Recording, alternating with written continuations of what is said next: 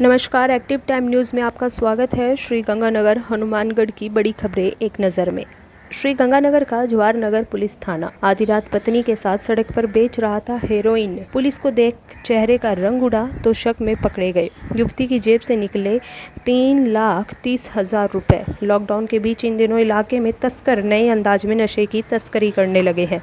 अब तक तस्कर अकेले ही देर रात सड़कों पर घूमते नजर आते थे, लेकिन अब वे जोड़े में भी नजर आने लगे हैं। जोड़ीदार भी कोई और नहीं बल्कि तस्कर की पत्नी। ऐसा मामला देर रात पुलिस के सामने आया जब एक दंपति को पुलिस ने हेरोइन के साथ पकड़ा। ये वाकया शहर के सिहाग हॉस्पिटल के पास जवाहर नगर सेक्टर 2 इलाके में हुआ।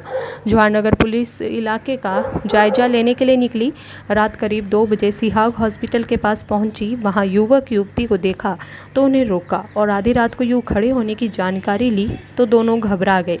उनके चेहरे पर घबराहट थी और पुलिस को देख दोनों ने भागने की कोशिश की। पुलिस ने उन्हें रोका और थाने में महिला पुलिसकर्मी को बुलाया। दोनों की तलाशी ली तो उनके पास 107 ग्राम हेरोइन, इसके साथ ही हेरोइन की तस्करी से मिले 3,30,800 रुपए भी बरामद हुए। दोनों ने पूछताछ में माना कि वे हेरोइन की तस्करी करते हैं, पंजाब से मंगवाते थे हेरोइन। पंजाब के फिरोजपुर निवासी शंटू से हेरोइन मंगवाते हैं। सोनिया ने माना कि उसके पति सौरभ तस्करी करते हैं तथा इस दौरान वे इसे इसलिए साथ रखते हैं जिससे कि किसी को उन पर शक नहीं हो। उनके पास एक छोटा कंप्यूटरीकृत कांटा, छोटी मुसली, एक बैग में रखे 3 चहल चौक पर आमजन के लिए सख्ती। ढाबों, शराब ठेकों को खुली छूट। पुलिस नाके से चंद कदमों की दूरी पर रात 11 बजे तक खुले रहते हैं खाने के होटल, ढाबे। शराब ठेके पर धड़ल्ले से बिक रही शराब। पुलिस की सख्ती सिर्फ राहगीरों व वाहन चालकों तक सीमित। कोरोना की चेन तोड़ने के लिए राज्य सरकार के प्रदेश भर में संपूर्ण लॉकडाउन, कर्फ्यू लगाकर पाबंदियां लगा रखी हैं। हनुमानगढ़ रोड पर चहल चौक पर भी पुलिस ने बैरिकेड्स लगाकर वाहनों की आवाजाही पर रोक लगा रखी है, परंतु पुलिस नाके से महज कुछ मीटर की दूरी पर खाने का एक ढाबा रात 11 बजे तक भी खुला रहता है। ढाबे के बाहर लगे तंदूर पर तंदूरियां रोटियां सेक रहा था। कुछ दूरी पर एक होटल में भी रात को तंदूर पर रोटियां बनाई जा रही थी। समाचार प्रकाशित होने के 2 दिन तक पुलिस ने सख्ती दिखाई, परंतु अब वही घोड़े वही मैदान वाली स्थिति बनी हुई है। लॉकडाउन में होटल ढाबे वालों को रात के 8 बजे तक होम डिलीवरी की अनुमति मिली हुई है। इसके बावजूद चहल चौक पर कई ढाबे रात 11 बजे तक भी खुले रहते हैं, जबकि पास में ही पुलिस का जाब्ता तैनात रहता है।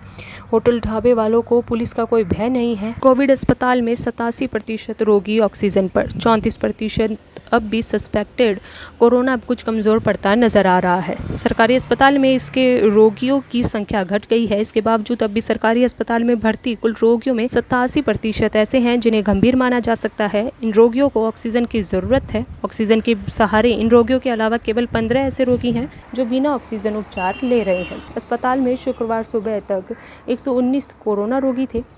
इनमें 49 corona positive ward, 17 corona positive ICU, 37 corona suspected ICU, 4 cottage Covid suspected ward तथा 9 कॉटेज कोविड पॉजिटिव वार्ड में भर्ती थे। राहुल गहलोत प्रकरण में साइबर सेल ही ला सकता है सच्चाई सामने। फरार राहुल की अग्रिम जमानत की अर्जी खारिज। रेमडेसिविर इंजेक्शन की कालाबाजारी के बहुचर्चित मामले में नामजद तथा फरार चल रहे राहुल गहलोत की फर्जी तरीके से तैयार RT-PCR रिपोर्ट की जांच के मामले में गठित 2 सदस्यीय चिकित्सकों की टीम ने अपनी रिपोर्ट PMO को सौंप दी है।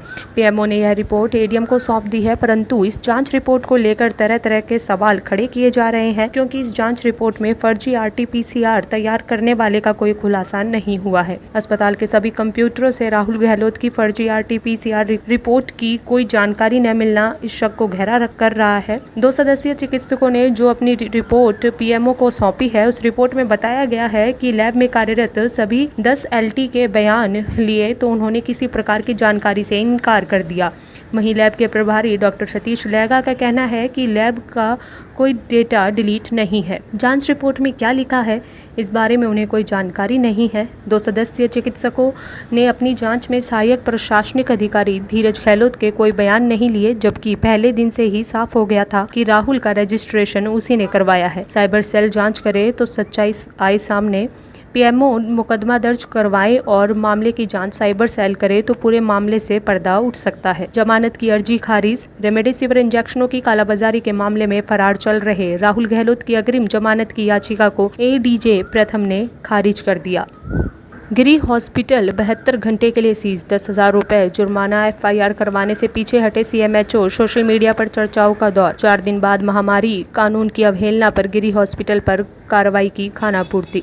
स्वास्थ्य विभाग की कार्रवाई को लेकर सोशल मीडिया पर जिला प्रशासन व चिकित्सा एवं स्वास्थ्य विभाग पर सवाल खड़े किए जा रहे हैं। सोशल मीडिया पर कहा जा रहा है कि कोरोना महामारी के इस दौर में महज कमाई के लिए अवैध रूप से कोविड सेंटर चलाना बहुत बड़ा अपराध है, परंतु जिला प्रशासन ने इस बड़े अपराध की बहुत छोटी सजा दी है। गिरी अस्पताल संचालक के खिलाफ पुलिस थाना में मुकदमा दर्ज करवाया जाना चाहिए था, क्योंकि गिरी अस्पताल में भर्ती कोविड के 3 रोगियों की मौत भी हो चुकी है। अगर गिरी अस्पताल के संचालक को कड़ी सजा से दंडित किया जाता है तो अन्य के लिए यह सबक होता, परंतु प्रशासन ने सारा कुछ CMHO पर छोड़ दिया और CMHO ने पुलिस थाना में मुकदमा दर्ज करवाने की बजाय मात्र 10,000 रुपए जुर्माना व 72 घंटे की सीज की कार्रवाई कर इस गंभीर व संगीन मामले की इतिश्री कर दी।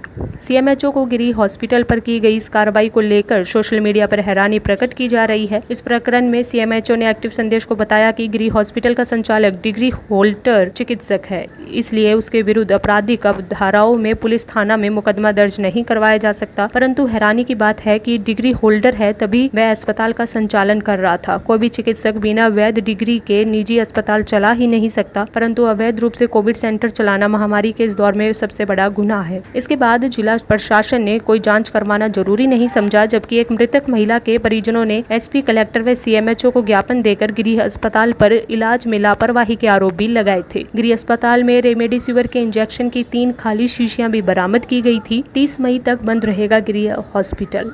इसमें धारा 304 में अधिकतम 10 वर्ष, धारा 269 में 6 माह और 270 में 2 वर्ष कारावास की प्रावधान है।